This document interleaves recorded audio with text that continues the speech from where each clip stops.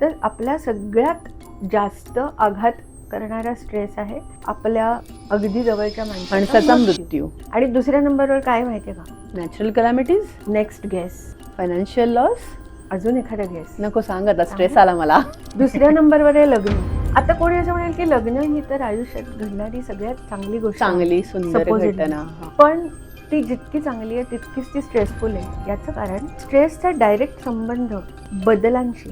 ठेविले अनंते तैसेची राहावे असं जे म्हटलंय ते आता तुकोबांनी खूप वेगळ्या संदर्भात म्हटलंय. पण माणसाला सतत स्टेटस को मेंटेन करायचा असतो, मग तो चांगला असो की वाईट. त्यामुळे कुठलाही बदल जे आहे त्यापेक्षा काहीतरी वेगळं हे कायम स्ट्रेसफुल असतं. त्यामुळे लग्न म्हणजे काय, तर आत्तापर्यंतचं जे आपलं आयुष्य होतं तर ते पूर्णपणे बदल आणि म्हणून त्याचा खूप जास्त स्ट्रेस येतो. जेव्हा आपल्या जवळचा माणूस जातो तेव्हा त्या माणसाशिवाय जगणं हा एक पूर्णपणे बदललेली परिस्थिती असते.